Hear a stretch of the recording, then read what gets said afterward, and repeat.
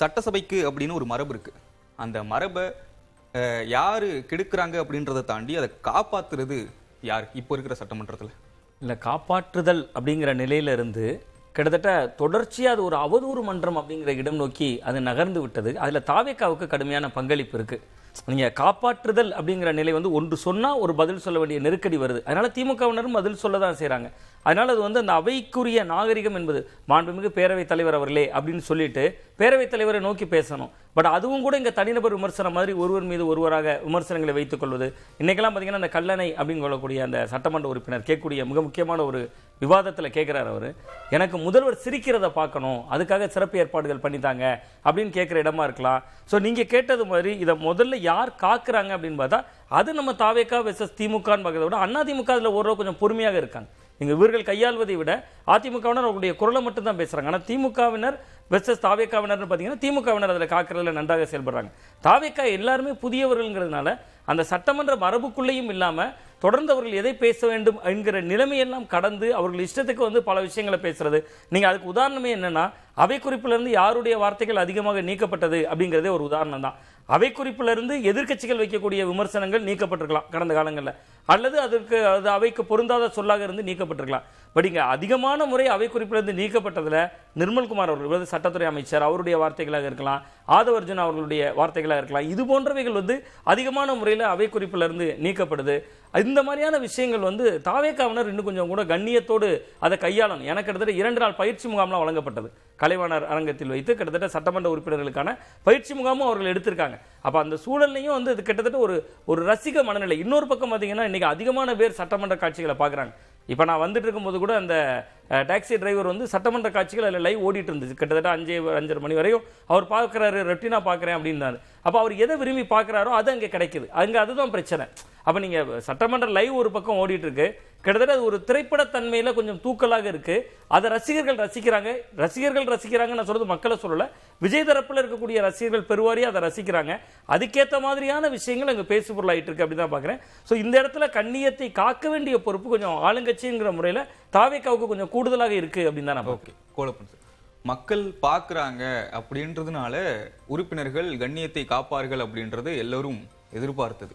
ஆனா தனி மனித தாக்குதலுக்கு போகும்போது அதே மக்கள் பார்க்குறாங்க, அவங்க கிட்ட நம்ம ஸ்கோர் பண்ணணும் அப்படின்ற ஒரு ப்ரெஷர் அங்க இருக்கா? இல்லை, அது இருக்கா இல்லையா அதை ஆளுங்கட்சி தனக்கு சாதகமாக நிச்சயமாக பயன்படுத்துகிறது. ஏனென்றால் இன்று கூட அந்த உதயநிதி அந்த விஷயத்தை ரைஸ் பண்ணுறாரு, லைவில் போகுது. நீங்கள் வந்து ஸ்பீக்கர் வந்து ஃபேராக செயல்படார். சமீப காலத்தில் நீங்கள் கடந்த காலங்களில் 1996களில் இருந்த பிடிஆர் பழனிவேல் ராஜனுக்கு பிறகு ஒரு சட்டப்பேரவை தலைவர் வந்து ஒரு பெரிய அளவில் வந்து ஒரு நடுநிலைமையோடு செயல்படுறாருன்னா நீங்கள் வந்து ஜேசிடி பிரபாகர் தான் எடுத்துக்கலாம். ஏன்னா ஆளுங்கட்சி கடந்த காலங்களில் நீங்கள் வந்து ஆளுங்கட்சி குற்றம் சாட்டினாலே உடனே அது வந்து அதுக்கு அனுமதி மறுக்கப்படும். அதில் நீங்கள் ஆவணத்தோட பேசுங்க அப்படிலாம் பேசும். பட் இவர் வந்து ஆளுங்கட்சிக்காரர்கள் பேசினா கூட ஆளுங்கட்சி குற்றச்சாட்டா கூட அலோவ் பண்ணிடுறாரு. அதன் பிறகு ஆளுங்கட்சியை சேர்ந்த அமைச்சர்கள் சில வார்த்தைகளை பயன்படுத்தினால் அதை அவர் நீக்குவதற்கும் உத்தரவிடுகிறார். ஆனால் என்ன ஒரு பிரச்சனை வருதுன்னா, அவர் உதயநிதி ஸ்டாலின் சொல்லி காட்டுற மாதிரி இது என்ன நீக்கிறதுல என்ன ஒரு அதற்கு எந்த பொருளும் இல்லை. ஏனென்றால் அதற்கு முன்னாடி அது லைவ்ல போயிருது. நீங்கள் வந்து நாளைக்கு அதை நீக்கலான்னு வச்சிருப்பீங்க. பட் என்னன்னா அது லைவ்ல போயிருது. தங்களுக்கு வேண்டிய காட்சிகளை மட்டும் அவர்கள் அந்தந்த கட்சியை சேர்ந்தவர்கள் கட் பண்ணி எடுத்து அதை சமூக வலைதளங்களில் வேகமாக பகிர்றாங்க. இது ஒரு பக்கம் இருக்கட்டு.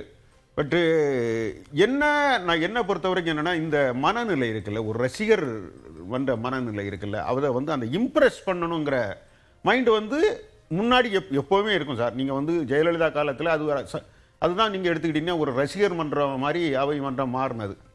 அவங்க வந்து தமிழ்நாட்டில் தன் துறையில் இருக்கக்கூடிய இன்னைக்கும் எல்லா அரசுகள் மாறி மாறி மாறி வந்தாலும் எல்லா அமைச்சர்களுமே என்ன சொல்லுவாங்க, தங்களை சுயமாக நிராகரித்து கொண்டு எல்லாமே அந்த கட்சியினுடைய முதல்வர், அந்த மாநிலத்தின் முதல்வருக்கு தான் எல்லாத்துக்குமே பங்கை கொடுத்துக்கிட்டு எங்களுடைய பங்கு ஒன்றும் இல்லைங்கிற மாதிரி. நீங்கள் எம்ஜிஆர் காலத்தில் ஃபேமஸான ஒரு வார்த்தை கூட தெரியுமா, நாங்கள் எல்லாம் சீரோக்கள். எஸ்டி சோமத்தனை சொன்னார்.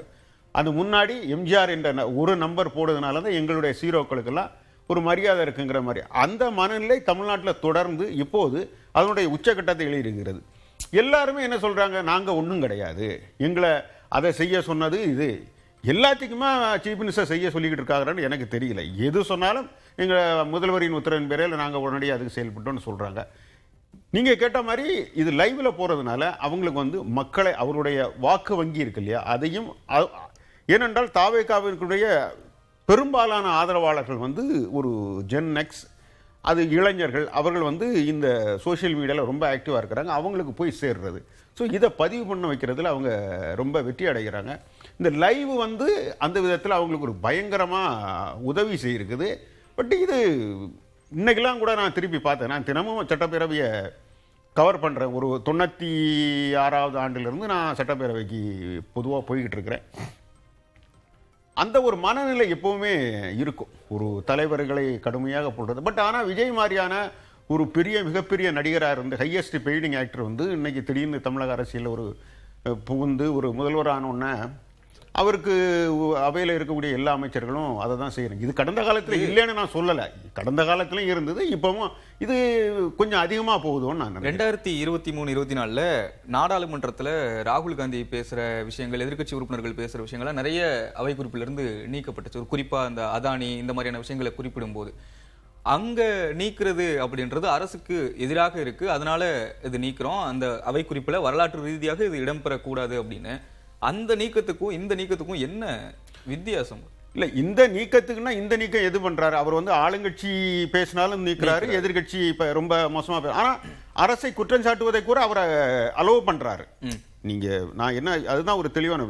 கடந்த காலங்களில் அப்பாவு போன்றவர்கள் இருந்தாலும் கூட அவர்கள் வந்து அரசுக்கு எதிராக குற்றச்சாட்டுகள் வைக்கப்படும் பொழுது நீங்கள் ஆதாரத்துடன் பேசுங்கள்னு அது நிச்சயமாக அது நீக்கப்பட்டிருக்கு இன்னைக்கு. ஆனால் அவர் வந்து ஸ்பீக்கர் எனக்கு தெரிஞ்ச அளவு நீங்கள் ரொம்ப வலுவான குற்றச்சாட்டுகள் வைக்கக்கூடிய சமயத்தில் கூட அதை அலோவ் பண்ணுறாது. நீக்கிறது நீக்காதது இன்னைக்கு ஒரு கேள்வியே இல்லை. ஏனென்றால் எல்லாமே பொதுத்தளத்துக்கு போயிடுது. இந்த மொமெண்ட் நீங்கள் என்கிட்ட பேசுகிற சமயத்தில் இதை கோடிக்கணக்கான பேருக்கு போயிருது.